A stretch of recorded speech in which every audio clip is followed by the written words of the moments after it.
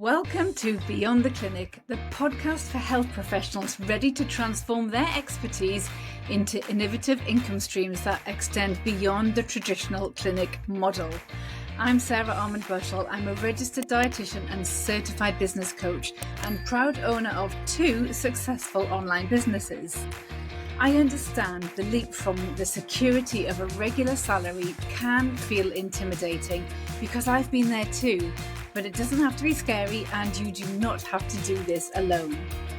Here you'll learn tangible strategies to accelerate your business growth. So if you're dreaming of using your expertise to create impact and a life of freedom, then you're in the right place. Welcome along, everybody. I am really excited to bring this episode to you today because I am going to be talking to one of my friends and clients inside the Accelerate Mastermind. So welcome, Fiona. Do you want to start off by just telling everybody who you are and what you do? Yes, sure, Sarah. Thanks for inviting me along today. So my name's Fiona Brannigan and I'm a dietitian.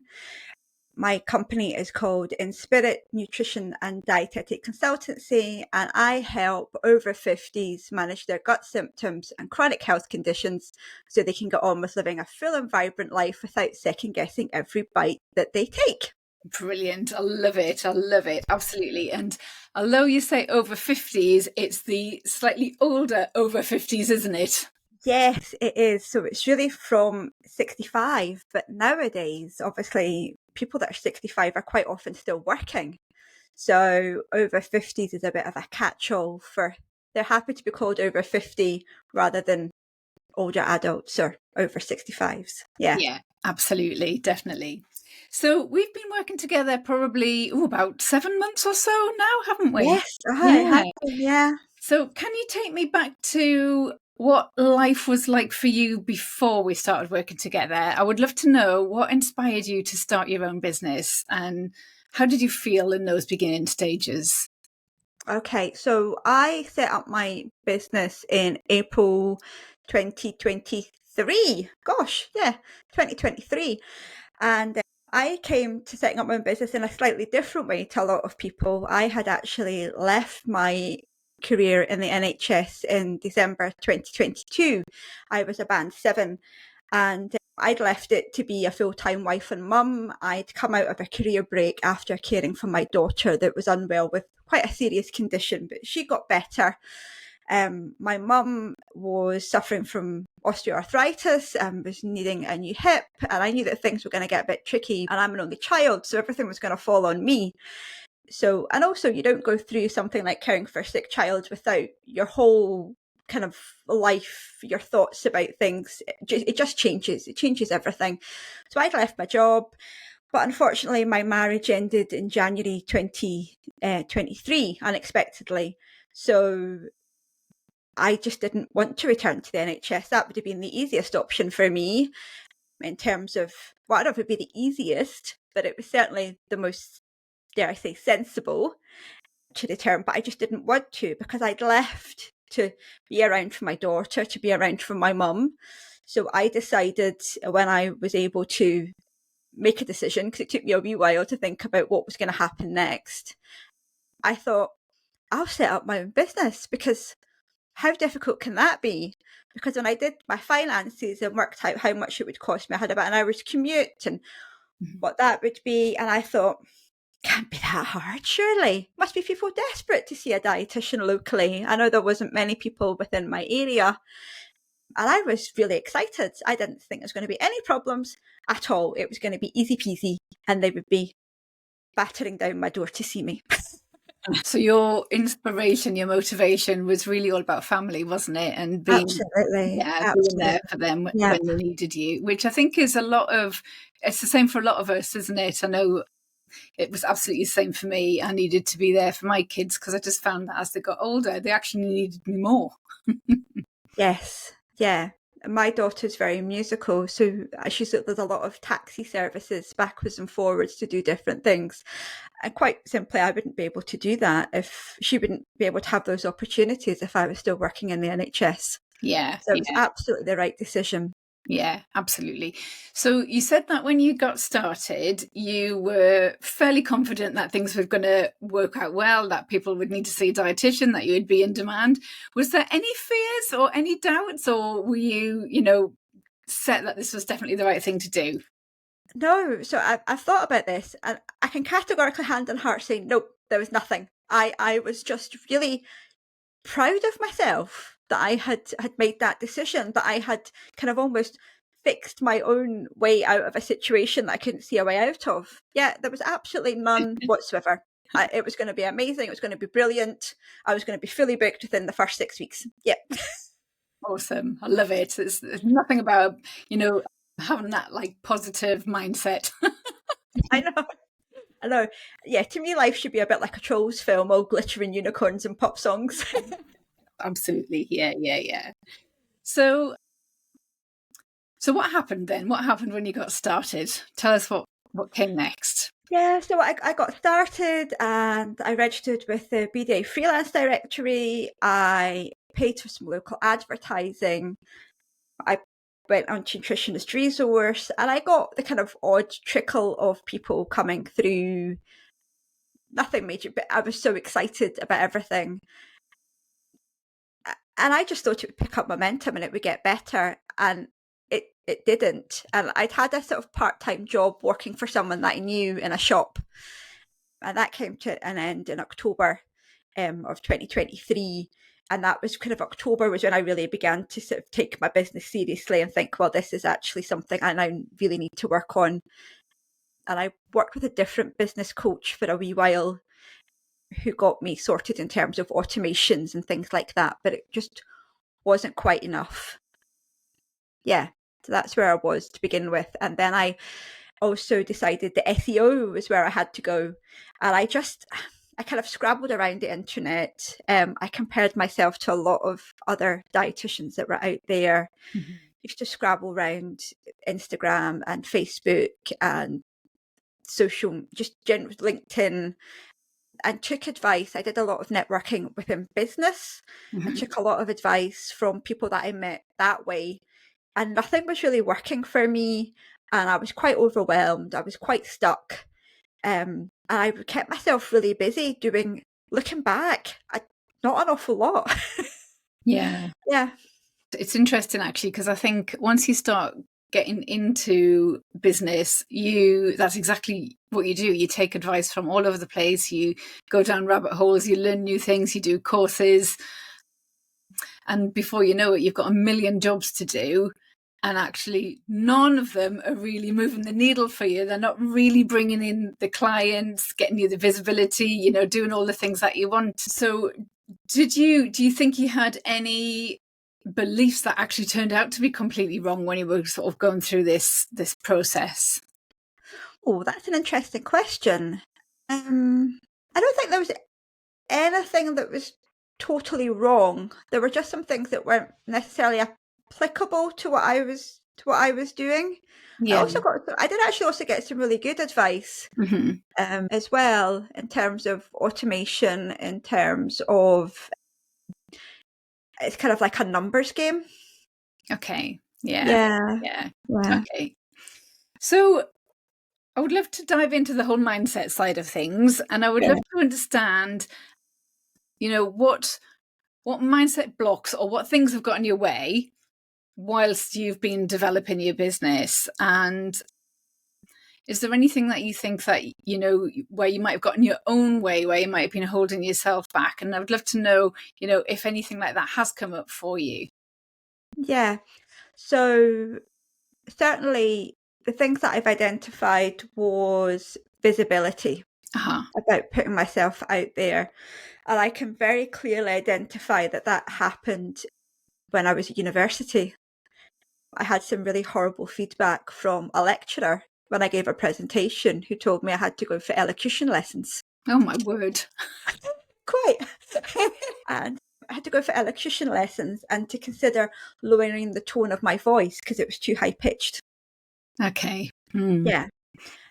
So that's definitely one. So putting myself out there, the fear of doing something wrong and losing my registration and getting struck off and having to go and, clean toilets or something.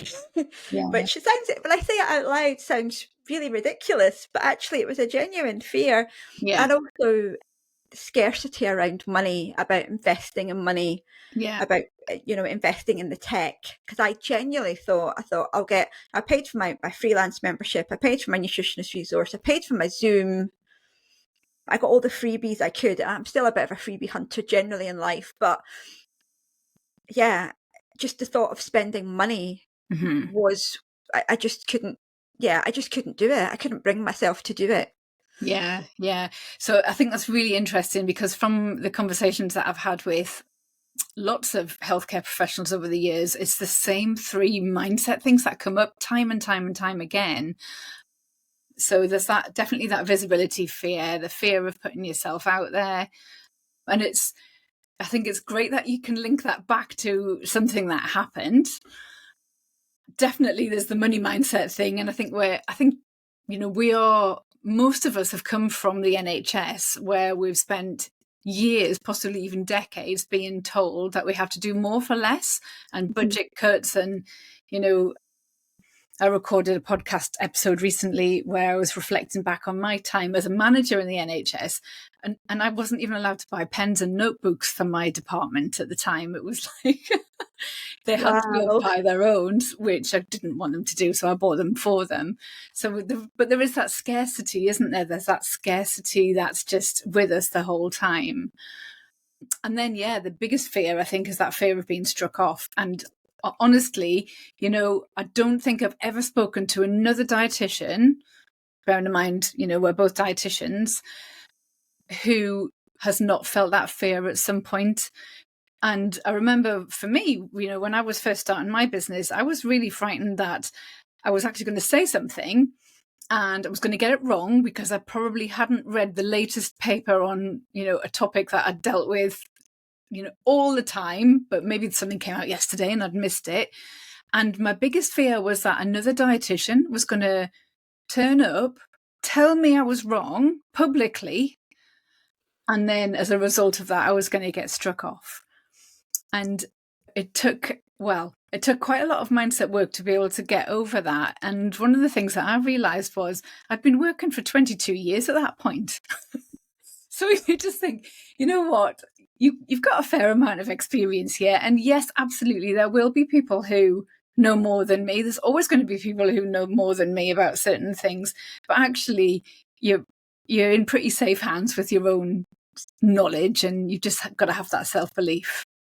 Yeah, I think that's really important, that self-belief. And that was one of the things that I felt that you really helped me with, is you were like, you're a dietitian, you're the expert, you know more than the people that are coming to see you for help. So yeah, and that was a big, and just that's been a massive difference that you've made for me, because I think as well, the way I came to having my own business, I'd come through quite a rough patch. Yeah. And actually I had a lot of I had quite a lot of self-doubt anyway. So that was a really helpful thing that you helped me with, was making me realise that actually, I had all that knowledge and experience. Yeah. And maybe I wasn't as, Instagram worthy as some dietitians that we see out there. But actually I had something to contribute, and there was people that would absolutely resonate with me and want to come work with me. Yeah, absolutely. And, there's enough work to go around. I'm a great believer that, okay, yes, we have competitors, but there's actually enough work to go around, and people will choose to work with you because of you. Yeah. So yeah, definitely. I totally resonate with what you're saying there. So I would love to know, actually, did you ever have any moments where you thought about chucking in the towel and thinking, you know what, this is too hard, I'm going to go back to the NHS? No, I never thought I'd go back to NHS, but I thought I might go and get a job in Aldi's. Well, yeah, frequently actually, but there wasn't any one particular. It's an ongoing. It's an ongoing self chat that you that, well, certainly for me, that I have, and it's very peaks and troughs, because I think, at the moment, I'm still building my business. So I do have peaks and troughs in the clients groups that I have coming to work with me. So you have a really great month and it's like, this is amazing. And off you go. And then you have a not so good month and you're like, oh, and you've got to manage that in your own head. Yeah. So what helps you keep going when you're having those doubts? What helps me keep going is my why, which is my daughter. Yeah. Yeah. Oh, a bit emotional. Because she's also my biggest cheerleader. Yeah. Yeah. Yeah. Yeah. Which is it's nice. My why is never having to ask for a day off again. Yeah. Yeah. That's a biggie. I really struggled with that. So the team I worked with were amazing, but I didn't work in it. I have not worked in a dietetic department since 2003. I worked in an interdisciplinary team in the community, and a lot of people had their husbands. And I say husbands because we were all women. Yeah. Their husbands quite often worked in things like the police force and the fire brigade. So their annual leaves were set in stone. So you were having to make decisions about next summer holidays before Christmas. Oh, yeah, God. and I hated that. Yeah. I hated that, and also looking at my numbers. So I'm a numbers person. So looking at how many inquiries you'd had, how many people you converted, how much money you had made, how many people you've got on your social media, kind of going back through your posts and seeing the interactions that you had. Yeah. I find that really helpful to see that, to look back to see how far I have come. Yeah, absolutely. I think that's a really important thing to do. I'm a numbers person as well. And one of the things I love about numbers is they don't lie. It's, you can make evidence-based decisions, and we're all evidence-based practitioners. So why not have an evidence-based business as well? So I think it's really key to have that data and being able to look at it, interpret it, and, really be able to see that you are making progress when you perhaps feel that you're not making as much progress as you would like to make. Yeah, and I think for someone like me that I said before, life should be like a Trolls film. I think for me it's also a bit grounding to see what the stats are saying, what people are resonating with, and yeah, I find that really helpful. It does ground me quite a bit as well. I also every night before I go to bed, I write down what I'm grateful for that day. And that was something that we were introduced to when my daughter was unwell, and that's been really good as well.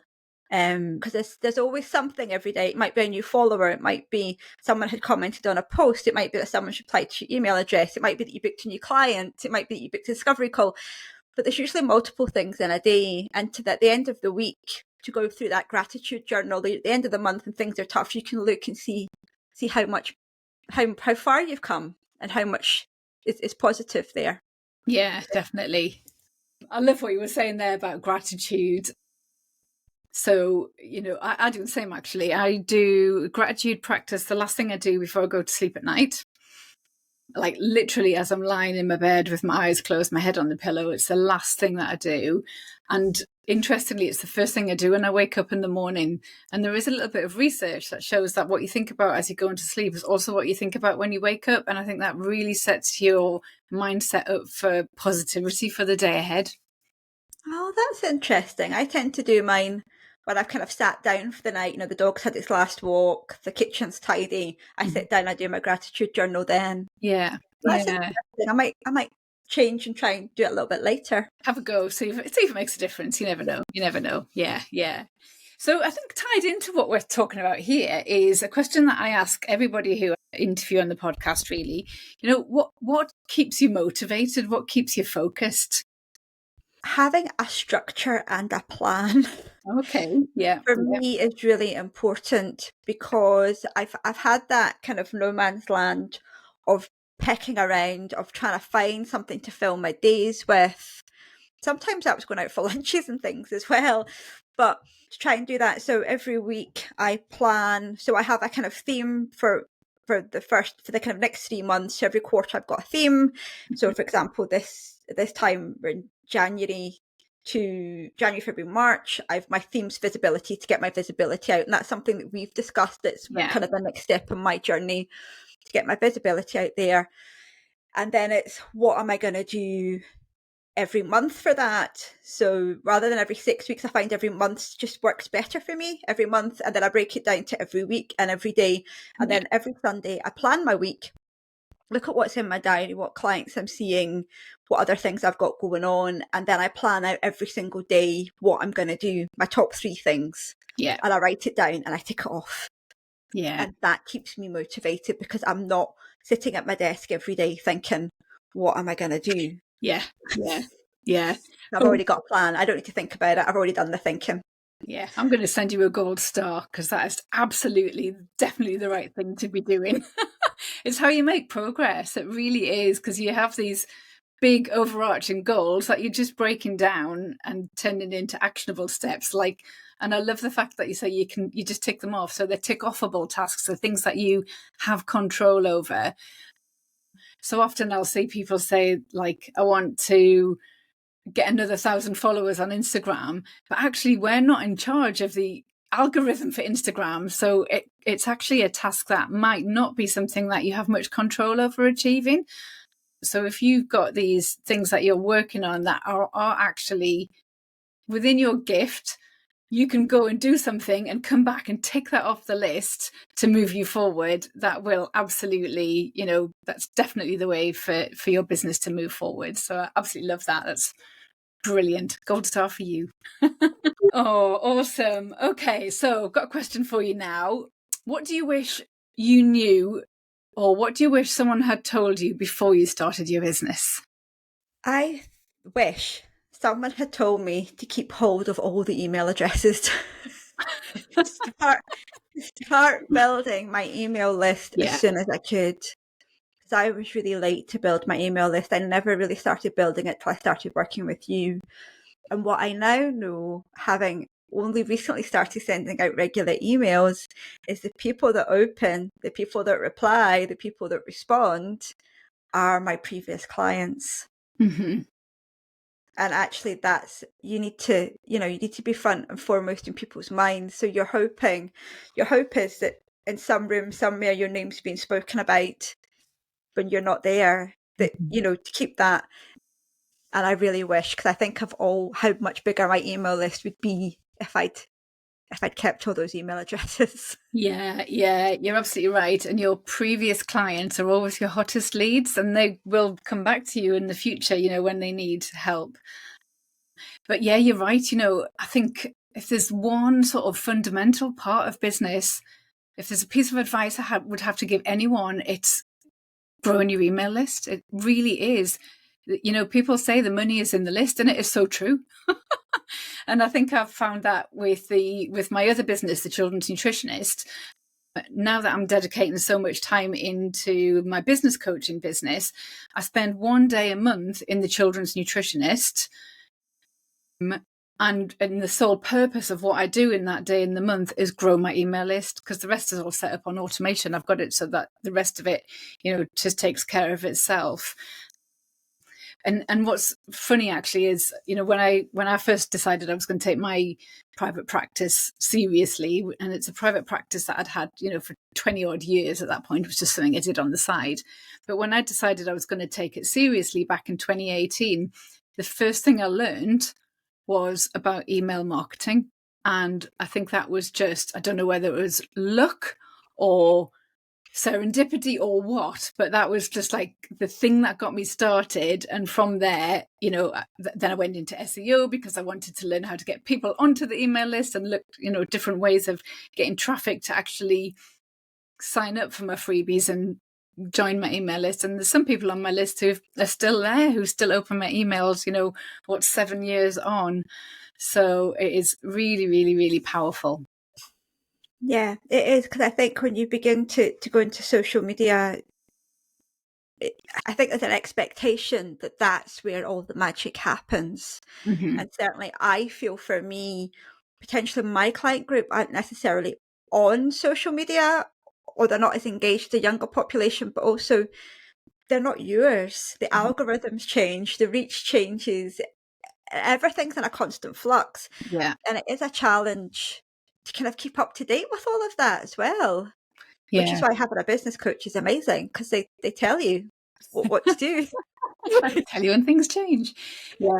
Yeah, you're right. You know, people will always have a social media account, an Instagram account, Facebook account before they'll start an email list. And yet the people who follow them on there are not theirs. You know, some of us might be old enough to remember MySpace, which was a social media channel that no longer exists. And, you know, people who built their businesses based on social, and that disappeared, lost entire businesses. Same thing's happening with SEO. You know, I had a huge amount of traffic visiting my website through SEO. And then over the last 18 months or so, there's been that many changes with the Google algorithms that my traffic has absolutely tanked. But if I didn't have my email list, I wouldn't be able to make any money in that business. So I think it's really important to own your audience, get them, you know, absolutely use social media, use SEO to get people to download your lead magnet so that they become your subscribers on your email list, and that's where you nurture them and build the relationships and deepen the connection, and that's when they start to love you. So when you do have an offer that you want to present to them, they're primed and they're ready to buy. Brilliant. Sorry, off on a rant again there. Oh, okay. So what's been your biggest aha moment when it's come to running your business? My biggest aha moment has been people buy what they want, not what they need. Mm-hmm. Yeah, you've heard me say that a few times. Surprise. And it's so true, because we know as health professionals, or we think we know as health professionals what people need. Mm-hmm. But sometimes giving them what they want and then them realizing that it's not working, and then they're more likely to come and work with you. You know, not come and work with you, but they're more likely to get round to your way of thinking if it's not working for them. But yeah, that's been, and that's always what you think. And the other one is, it's got to be a bleeding neck problem, not a stub toe problem. Yeah. So that they're kind of sort of two phrases that you say all the time, and they really stick there in my mind when I'm thinking about something, and I go, is this a stub toe problem? Absolutely. Yeah, you're right. You know, so that's not my phrase. It's a phrase by a guy called Perry Marshall, who, Oh, is it? Right. yeah. But he said, you know, first of all, people never buy what they need. They'll only ever buy what they want. So you've got to sell them what they want and then give them what they need. Yeah. And yeah, the whole thing about the stub toe problem versus a bleeding neck is, you know, they'll pay to get their bleeding neck fixed because they're not going to survive very long without it, but they're not going to pay for a stub toe because it's inconvenient and it's a bit annoying and whatever, but it's not enough to stop them from doing what they're doing. So when we're thinking about our services and what we want to do in order to help people, it has to be a bleeding neck problem, not a stub toe. I didn't realise I say the same things over and over, so thank you for that. It's all right. I think these things are really important when you're thinking about offers, or you're thinking about where you want your business to go, or that kind of thing. It's actually to have those things in your mind and kind of have them as a benchmark almost, as to, well, where does this match up in this? And you think, well, actually, no, yeah, that's a stub toe problem. That's a bleeding neck problem. Yeah, absolutely. Oh, brilliant. Thank you for that. So my final question for you then is, if you could give one tip to someone who's just starting out in business, or someone who's listening right now, what would it be? For me, I would say that everything you want is on the other side of fear. Mm-hmm. That fear really holds you back, and everyone talks about taking a leap, which for me just sounds like the scariest thing. To me, a leap, it's like going from one side to the other and there's nothing in the middle, and that analogy really freaks me out, basically. Yeah. I just think of fear as a door. You just open it, you walk through it, and you shut it behind you, and you're in a new space, and you just keep going forward. Yeah. I think that was definitely a phrase that I heard banded around a lot when I was first starting out in business, that, success is on the other side of fear. And it is just about, if you find something a little bit uncomfortable, leaning into it and giving it a go anyway, and just see what happens. And it's so true, because that's when the results happen. That's when you start to see personal growth as well as business growth. And I think you then evolve into like the next level version of yourself as a result of that. Yeah.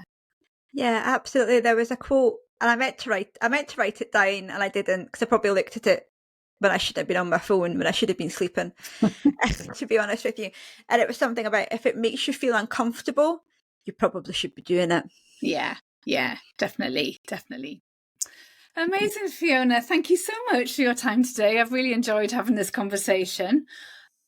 Where's the best place for people to find you if they want to get in touch and see what you're up to? Sure. So I'm probably, my biggest following is on Facebook. So it's at Inspirit Nutrition Dietetic Consultancy. You'll also find a link to that on my personal account, which is Fiona Brannigan. And then on Instagram, I'm at Fiona_Inspirit Diet. Awesome. And I'll put all of those links in the show notes as well for people. Thank you very much. That's brilliant. Thank you so much for your time today. Thank you for having me. Bye for now. Bye. That's it for another week. Thank you so much for joining me as we explore the abundance of strategies to help you recapture that feeling of possibility and excitement as you drive your business forwards and beyond the clinic room.